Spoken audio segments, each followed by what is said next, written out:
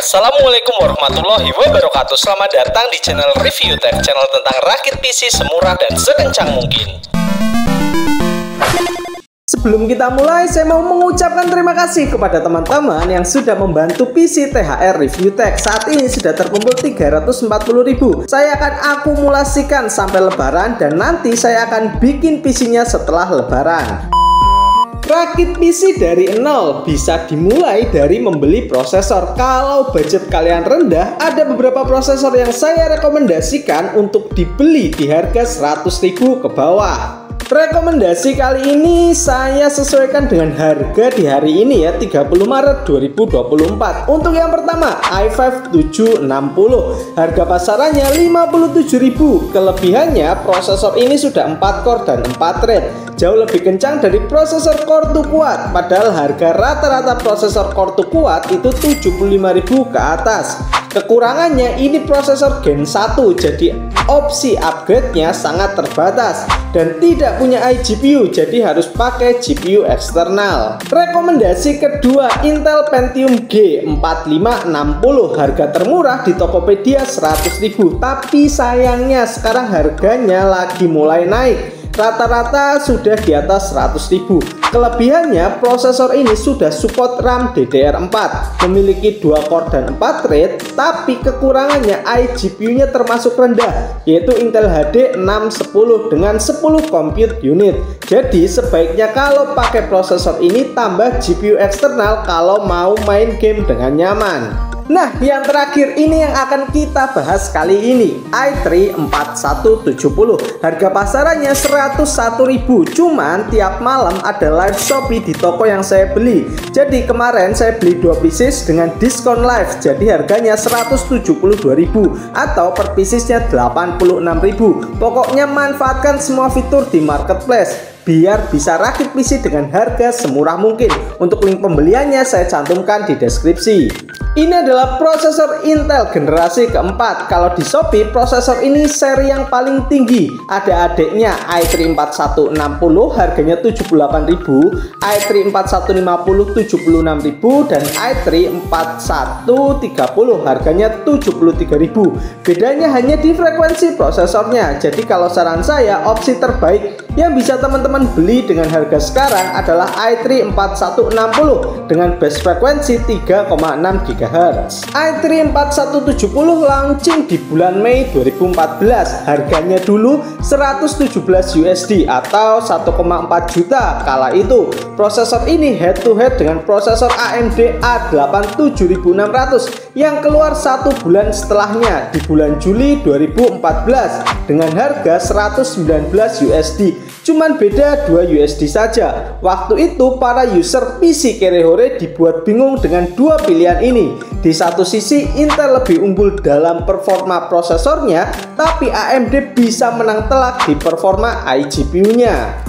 Base frekuensi i3 4170 adalah 3,7 GHz, punya 2 core dan 4 thread dengan TDP 54 watt, support memori DDR3 1600 MHz. Soket yang digunakan adalah LGA 1150. Prosesor ini juga sudah dilengkapi iGPU dengan Intel HD 4400 dengan 20 compute unit. Dengan compute unit sebanyak ini artinya bisa buat main game ringan. Oke, kita udah bahas panjang lebar tentang prosesor ini. Sekarang kita bahas part lain ya. Dimulai dari HSF. Biasanya saya pakai HSF standar Intel, tapi kemarin pas mau saya pasang patah di kaki-kakinya. Akhirnya saya ganti dengan HSF di Cool. Performanya sih 11-12 dan harganya pun mirip, yaitu di 30.000. Untuk motherboardnya saya pakai motherboard Asus H81. Kalau pakai Asus biasanya harganya agak sedikit lebih mahal dari merek lain. Kalau teman-teman mau yang lebih murah bisa pakai merek Biostar, ASRock atau ECS. Harga Asus H81 adalah 275.000. Kelebihannya sudah ada 2 slot SATA 3. Jadi kalau dipasang SSD bisa full speed. Lalu di bagian belakang ada 2 USB 3.0 dan 4 USB 2. Dan port outputnya lengkap, ada HDMI, ada DVI, dan ada VGA. Selanjutnya RAM, saya pakai RAM 2 keping 4GB DDR3 1600 MHz. Harga per kepingnya di Shopee itu 55.000, atau kalau 2 keping ini harganya 110.000. Lanjut ke storage. Di sini saya pakai dual storage ya teman-teman. Yang pertama untuk sistem pakai SSD DST. Harga SSD ini yang paling murah dari semua SSD 128GB, 158.000. Untuk kualitasnya juga bagus. Pernah diuji oleh channel Tips and Tech dan dapat skor yang sempurna. Selain pakai SSD, saya pastinya juga pakai harddisk untuk menyimpan game. Di sini pakai harddisk 500GB. Harga pasarannya sekarang 60.000, tapi hati-hati ya teman-teman. Kemarin saya sempat kecolongan, jadi saya beli harddisk 500GB merek WD Blue. Waktu pertama datang dicek pakai harddisk Sentinel itu 100%, tapi ketika sudah dipakai sekitar 5 hari, dari 100% tiba-tiba drop ke 14%. Setelah saya cari-cari infonya, ternyata software harddisk Sentinel itu bisa dimanipulasi, berubah dari harddisk jelek seolah-olah jadi harddisk baru dengan health dan Sentinel 100%. Saya masih belum nemu solusinya bagaimana bisa membongkar trik ini secara langsung. Tapi kalau teman-teman ada yang punya solusi atau ada yang tahu, bisa tulis di kolom komentar ya. Lanjut ke PSU. Untuk rakitan kali ini tanpa VGA ya. Jadi saya pakai PSU bawaan casing PowerLogic 450W. Tapi di stikernya sudah jelas ditempel kalau real power outputnya cuma 230W. Ini PSU yang jelek ya, jadi jangan ditiru. Tapi saya sudah cek PSU ini dengan PSU tester, tegangan 12V, 5V, dan 3,3 voltnya aman. Dan satu lagi, listrik di rumah kalian harus bagus, jangan naik turun tegangannya. Kalau naik turun maka ada potensi untuk merusak PSU dan part-part yang lain. Harga PSU copot casing seperti ini di Shopee adalah 32.000.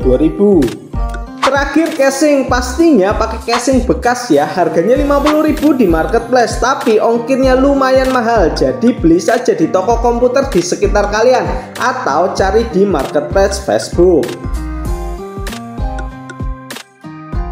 Oke, sekarang kita total. Biaya total yang saya keluarkan untuk rakitan PC kali ini adalah 796.000. Harga ini belum termasuk ongkir. Bagaimana dengan opsi upgrade-nya? Pertama, yang wajib diganti kalau teman-teman mau pakai PC ini adalah PSU-nya. Bisa ganti ke PSU 80+. Setelah ganti PSU, kalian baru bisa tambah VGA. Bisa pakai VGA mentok di GTX 1050 Ti. Kalau di atas itu kemungkinan akan ada bottleneck. Untuk part yang selanjutnya yang bisa diupgrade itu RAM. Upgrade RAM bisa sampai ke 16GB. Dan terakhir prosesor, bisa upgrade ke i5 Gen 4 atau i7 Gen 4. Tapi kalau pakai i7 wajib ganti HSF yang lebih bagus lagi. Uji daya, ketika idle PC ini menyerap daya 40W, dan ketika full load PC ini menyerap daya sekitar 80W. Dengan asumsi pemakaian gaming 4 jam sehari dengan listrik di rumah 900VA, maka dalam 1 bulan PC ini menghabiskan biaya listrik sekitar Rp12.900. Biaya ini belum termasuk biaya listrik dari monitor dan lain-lain ya. Uji sintesis. Pertama kita uji prosesornya pakai Cinebench R15 multicore dengan suhu maksimal prosesornya di 68 derajat. Dapat skor 357 CB. Ini skor yang lumayan tinggi untuk prosesor 2 core dan 4 thread. Bahkan mengalahkan AMD A10 saya yang sudah 4 core dan 4 thread. Lanjut ke uji GPU-nya menggunakan aplikasi Unigine Heaven dengan setting 900 pilo, dapat rata-rata FPS di 26 dengan skor 674 poin. Kalau ini skornya masih di bawah iGPU dari A8 7600. Terakhir kita uji di tes real gamenya ya. Untuk game yang pertama GTA 5 kayaknya agak nggak masuk akal ya main di i3 Gen 4 tanpa VGA untuk mainin GTA 5. Ya kita coba aja. Di setting 720p normal dapat FPS yang masih di bawah 30 fps, yaitu sekitar 21 sampai 26 fps.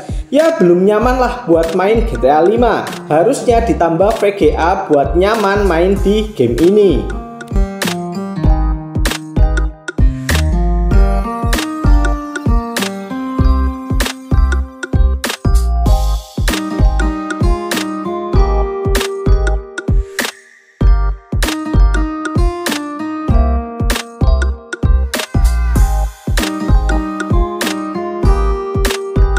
Game yang kedua, Euro Truck Simulator 2 di setting 900p normal dapat FPS yang nyaman di 40 fps lebih. Sayangnya ketika saya main ternyata ada glitch di game ini. Tapi ketika saya fishingnya on kan dan stuck di 30 fps, gamenya berjalan dengan normal dan mulus.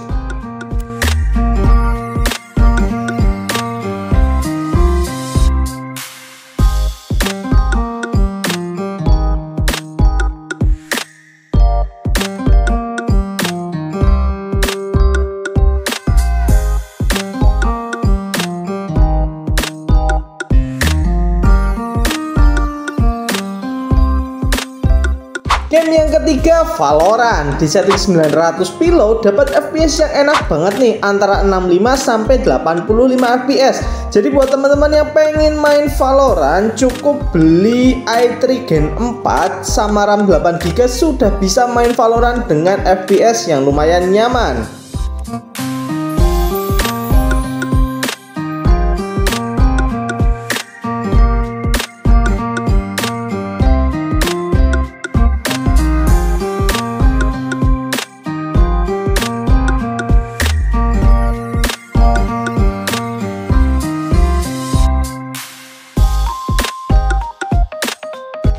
Game selanjutnya Dota 2 di setting 900p best looking, ketika landing dapat 40 sampai 50 fps, tapi ketika war drop banget sampai 20-an fps, bahkan kadang bisa sampai 16 fps. Kalau teman-teman pengen main Dota 2 tanpa VGA, lebih baik pakai i5 Gen 4 atau i7 Gen 4.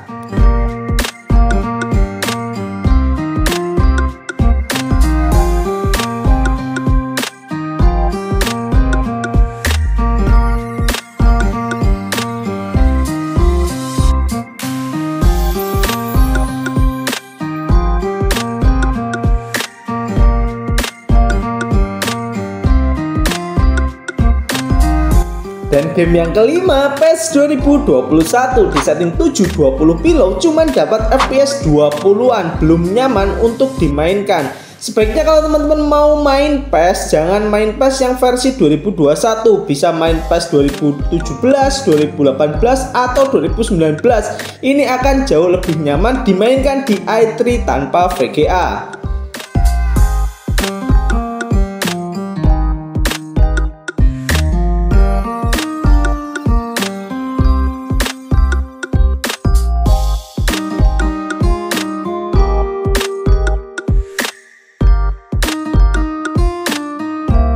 Lanjut game MotoGP 2017.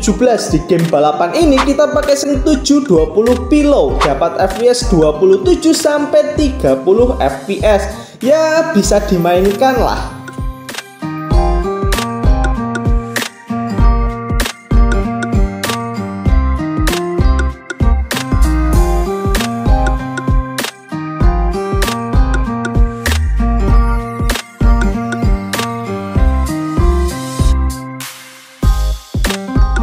Dan game terakhir yang saya mainkan adalah GTA San Andreas di setting 900p high, dapat FPS 40 sampai 70 fps. Sayangnya di sini juga ada glitch. Saya kurang tahu ya, mungkin karena prosesornya, mungkin karena port di mobonya, atau mungkin karena kabelnya. Tapi yang jelas kalau teman-teman mau main GTA San Andreas multiplayer bisa pakai prosesor ini walaupun tanpa VGA.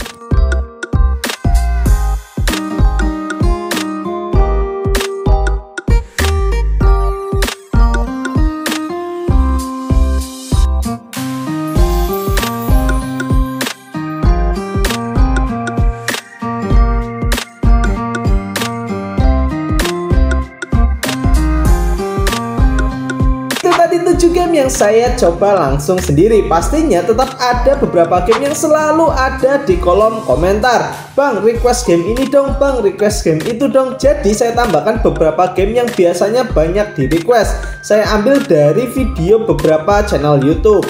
Game yang ke-8, Free Fire. Di video ini pakai i3 Gen 4 dan RAM 8GB. Emulatornya pakai BlueStack 4.240 dengan setting 1024x768p. Untuk FPS-nya nggak terlihat ya, tapi kelihatan nyaman untuk dimainkan.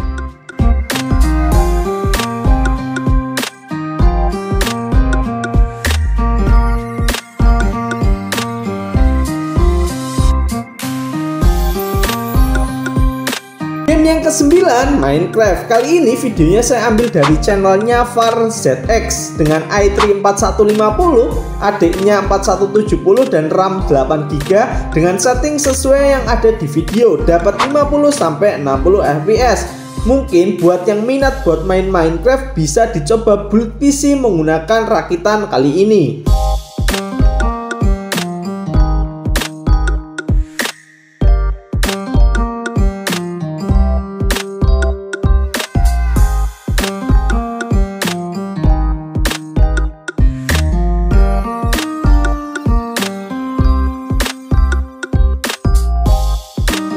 Kesimpulan, wow, sangat gak nyangka saya dengan performa bagus dari prosesor ini. Harganya di bawah 100.000 dan gampang nyarinya. Ini di sini maksud saya nggak cuma 4170 ya, ini juga berlaku untuk 4150 dan 4160. Sangat oke untuk memainkan game-game ringan tanpa VGA. Untuk kelebihan dari prosesor ini banyak banget ya. Pertama, bisa banyak game. Yang kedua, adem, lalu hemat daya, lalu murah dan gampang untuk ditemukan. Untuk kekurangannya sih nggak ada ya buat prosesor di bawah 100.000. Ini prosesor yang bagus banget, perfect dan jangan dilewatkan. Jadi tunggu apa lagi buat teman-teman yang pengen rakit PC murah, kere hore dan upgradable, bisa pakai rakitan kali ini. Terima kasih ya sudah menonton. Apabila teman-teman ada saran atau pertanyaan bisa tulis di kolom komentar. Akhir kata, wassalamualaikum warahmatullahi wabarakatuh.